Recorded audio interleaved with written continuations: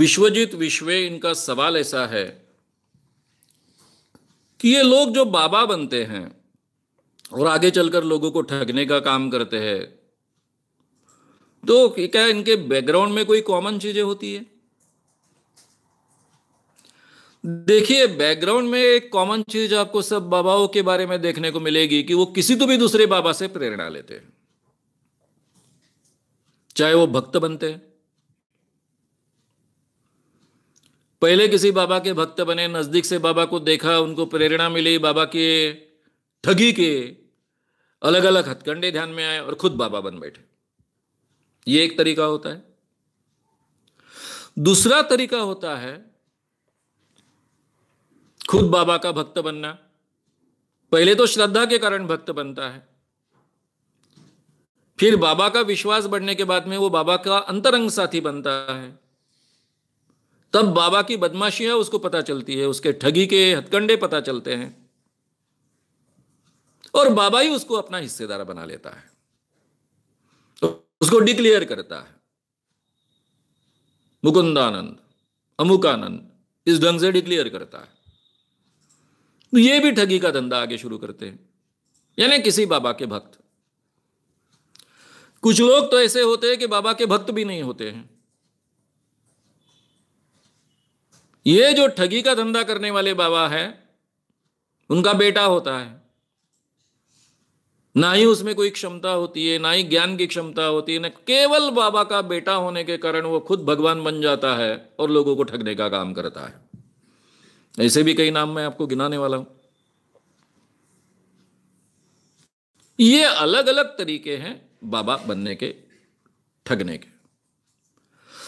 कुछ लोग डेलिबरेटली बाबा बनाते हैं, बचपन से उस बच्चे को बाबा बनाते हैं। दो फेमस उदाहरण हैं। एक सबसे बड़ा फेमस उदाहरण है जे कृष्णमूर्ति का। जे कृष्णमूर्ति को थियोसॉफिकल सोसाइटी ने बाबा बनने के लिए डेवलप किया था कि वो 100% बाबा बने और दुनिया का गुरु बने। इसलिए उसको बचपन से सभी प्रकार का ज्ञान देने की कोशिश की गई। वेदों से लेकर हर चीज का, हर फिलॉसफी का ज्ञान देने की कोशिश की गई।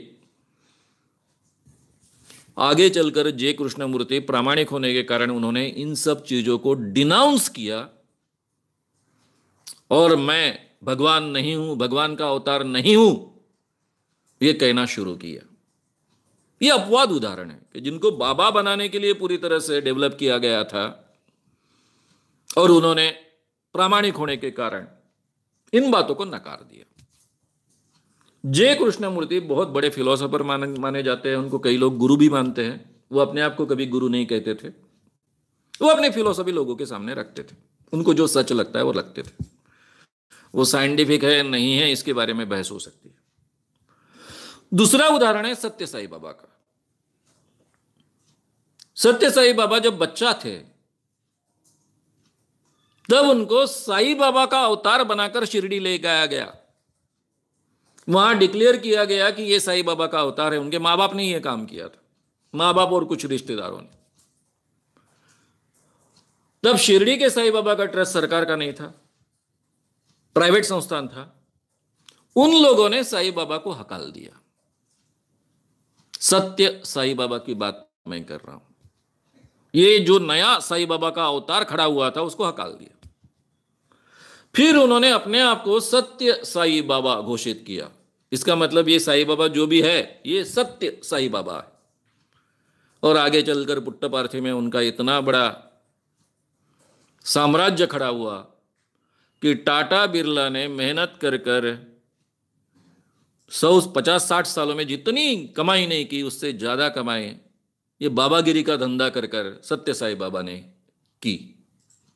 ये दो उदाहरण तो है जिनको डेलिबरेटली बाबा कर कर बढ़ाया जाता है, फिर उनको बाबा बनाने की कोशिश की जाती है। उसमें से एक ने डिनाउंस किया, वो प्रामाणिक रहा, दूसरे ने वो एक्सेप्ट किया और पूरे दुनिया का लिविंग गॉड बन गया, ओमनीपोटेंट गॉड बन गया। तो ये भी एक तरीका होता है। बाबा बनने के अलग अलग तरीके हो सकते हैं।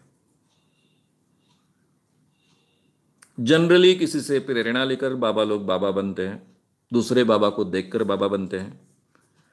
हम मुझे अमुक गुरु का प्रसाद मिला ऐसा वो फिर दावा करते हैं। ये प्रसाद यानी उनके ठगी के टेक्निक्स मुझे मिले ये होता है, या फिर प्रसाद का दूसरा भी मतलब होता है। उस वक्त जो विषय आएगा तब मैं आपको बताऊंगा।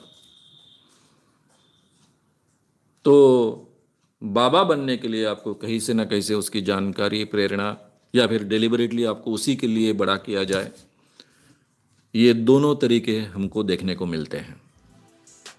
अगर आपको ये वीडियो पसंद आया हो तो उसे ज़रूर लाइक करें, लोगों में ये अवेयरनेस फैलाने में हमारी मदद करें। वीडियो को ज़रूर शेयर भी करें।